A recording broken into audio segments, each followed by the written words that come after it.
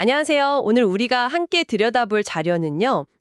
1975년 11월 강연입니다. 마음과 육체의 법칙, 녹취록 일부인데요. 네, 벌써 거의 반세기 전인데. 그렇죠. 근데 이게 다루는 질문은 여전히 뜨거운 것 같아요. 인간의 고통, 또 진정한 행복은 어디에 있는지 이런 근본적인 질문이요. 당신이 보내주신 이 자료 한번 깊이 파고 들어가 보죠. 네, 이 강연이 시작부터 좀 흥미로운데요. 보통 사람들이 행복을 어디서 찾으려 하죠? 글쎄요. 보통 지위나 돈, 명예 그런 거 아닐까요? 맞아요. 근데 강연에서는 바로 그 지점을 지적합니다.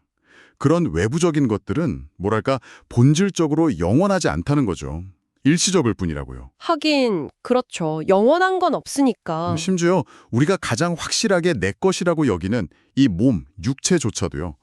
이게 진짜 내 소유물이 아니라 그냥 자연 법칙에 따라서 끊임없이 변하는 과정 그 자체라고 말합니다. 와, 내 몸조차 내 것이 아니다. 생각해보면 맞는 말이긴 한데 좀 충격적인데요? 그렇죠. 우리가 가진 기본적인 소유관념 자체에 정면으로 도전하는 셈이죠. 근데 1975년이면 한참 경제 성장하고 기술 발전하고 그럴 때잖아요. 네, 맞아요. 근데 벌써 그때 이런 물질주의나 경쟁 중심의 사고가 오히려 인간의 가치를 흐리게 할 수 있다고 경고했다는 게 저는 그게 좀 놀랍더라고요. 네, 상당히 통찰력이 있죠. 투쟁이나 파괴로는 결코 진정한 이익을 얻을 수 없다. 이런 지적도 아주 날카롭고요. 물질적인 풍요가 꼭 행복으로 이어지는 건 아니다. 이 메시지군요. 바로 그겁니다. 그래서 이 강연은 시선을 외부가 아니라 이제 내부로 돌리라고 촉구해요. 내부로요. 네. 우리 각자 안에는 이미 영원한 영혼, 그러니까 신의 자녀와 같은 위대한 잠재력이 존재한다는 거죠. 잠재력이라 그게 마치 뭐랄까 과거의 모든 경험이랑 지혜가 저장된 그런 테이프 레코더 같다고도 하던데요. 네, 맞아요. 그런 비유를 씁니다. 근데 그 잠재력을 안다고 해도 사실 일상에서는 화나고 질투하고 욕심내고 이럴 때가 많잖아요. 그건 왜 그런 걸까요? 바로 그 부분을 마음의 스모그라는 비유로 설명합니다. 아주 적절한 비유 같아요. 마음의 스모그로? 네. 분노, 질투, 욕망 같은 그런 부정적인 감정들이죠. 이게 짙은 스모그처럼 우리 내면을 가리면 우리가 본래 가지고 있던 그 위대한 지혜 있지 않습니까? 네네. 불교에서 말하는 그 바냐바라밀다, 궁극적인 깨달음의 지혜인데 이걸 발휘할 스위치를 그냥 잊어버리게 된다는 거예요. 아, 마치 하늘이 뿌여서 해를 못 보는 것처럼요. 그렇죠. 딱 그런 비유입니다. 아, 이해가 되네요. 마음의 스모그라. 그럼 그 스모그는 어떻게 걷어내나요? 뭐 특별한 수행 같은 게 필요한가요? 의외로 답은 아주 가까이에 있다고 말해요. 가까이요? 네, 바로 자연과의 조화입니다. 자연이요? 좀 더 구체적으로 설명해 주실 수 있나요? 우리가 숨쉬는 공기, 또 느끼는 온도, 햇빛, 이런 아주 당연하게 여기는 자연 환경이 있잖아요. 네. 이것 자체가 신성한 마음의 표현이라는 거예요. 그리고 우리는 그 속에서 그냥 살아가는 게 아니라 살려지고 있다는 거죠. 아, 살려주고 있다. 관점의 전환이네요. 그렇죠. 그러니까 어려운 철학이나 경전 속에는 길이 있는 게 아니라 바로 이 자연의 법칙 속에 답이 있다는 겁니다. 그럼 종교적인 실천, 예를 들어 경전을 읽거나 주문을 외우거나 하는 건 어떻게 보나요? 그 부분에 대해서도 상당히 좀 날카로운 시각을 보여줘요. 오, 어떤 점이요? 예를 들어서 나무 아미타불이나 나무 묘호랭격효 같은 연불 있잖아요. 이걸 그냥 의미 없이 반복하는 행위 자체에 매몰되는 걸 경계합니다. 아, 그냥 외우기만 하는 거요? 네. 이해나 삶의 변화가 따라오지 않으면 그건 그냥 껍데기뿐인 실천이고 공허하다는 거죠. 심지어 잘못된 믿음으로 이어질 수도 있다고 경고하고요. 하긴 의미를 모르고 하면 그럴 수도 있겠네요. 네. 그러면서 예를 드는 게 그 천태종 창시자 지휘대사 이야기인데요. 그분이 특정 주문을 외운 것은 그 소리 파동을 통해서 마음을 조화시키려고 한 거라는 거죠. 더 깊은 경지로 가기 위한 일종의 수단이었지 주문 자체가 목적은 아니었다는 설명입니다. 아하, 수단과 목적을 혼동하지 말라는 거군요.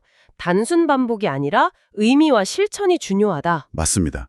그리고 또 하나 인상 깊었던 게 색심불이 개념인데요. 색심불이요? 그게 뭐죠? 물질, 그러니까 우리 육체하고 마음은 둘이 아니다, 하나다 이런 뜻입니다. 아, 몸과 마음은 하나다. 많이 들어본 이야기 같기도 하고요. 그렇죠.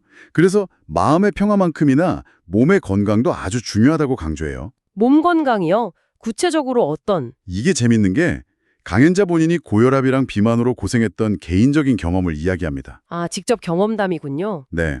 그래서 식습관을 바꿨다고 해요.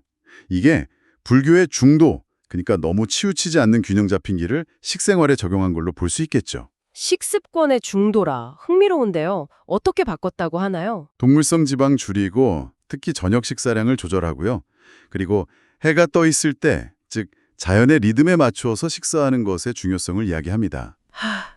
몸과 마음의 조화를 식습관을 통해서도 찾을 수 있다는 거네요. 네, 결국 마음 따로, 몸 따로가 아니라 둘 다 함께 돌봐야 한다는 거죠. 그렇군요. 그래서 결국 가장 중요한 건 자기 자신을 바로 세우는 것, 그리고 내면과 가정의 조화를 이루는 것이 모든 것의 시작이라고 강조합니다. 자기 확립과 가정의 조화. 네, 사회 전체의 조화는 결국 건강한 개인, 그리고 건강한 가정에서부터 시작된다는 시각이죠. 마음, 즉 정신, 그리고 육체, 물질, 또 이걸 지탱하는 경제, 생활, 이 세 가지가 균형을 이룰 때 비로소 흔들리지 않는 행복에 이를 수 있다는 겁니다.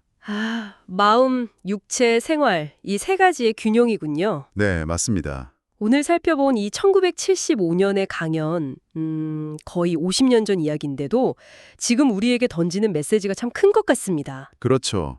시대가 변해도 본질은 변하지 않는다는 걸 보여주는 것 같아요. 외부의 평가나 물질적인 소유 이런 게 아니라 결국 내면의 목소리에 귀 기울이고 내 몸을 잘 돌보고 또 자연과 조화롭게 사는 것 이런 기본적인 것들의 중요성을 다시 한번 생각하게 되네요. 네. 그리고 우리 각자 안에 이미 위대한 가능성이 있고 신성이 있다는 것. 그 마음의 스모그만 걷어내면 누구나 평화와 지혜를 발견할 수 있다는 격려가 요즘처럼 불안하고 경쟁이 심한 시대를 살아가는 우리에게 큰 힘이 되는 것 같습니다. 정보는 정말 넘쳐나는데 정작 마음 둘고 찾기는 더 어려워진 시대인 것 같아요. 이 50년 전의 지혜가 오늘을 살아가는 당신에게는 어떤 의미로 다가오시는지 궁금하네요. 당신의 삶에서 마음과 육체의 법칙은 지금 어떻게 작동하고 있다고 느끼시나요? 잠시 숨을 고르면서 당신의 내면을 한번 들여다보는 시간을 가져보시는 건 어떨까 제안하면서 오늘 이야기는 여기서 마무리하겠습니다.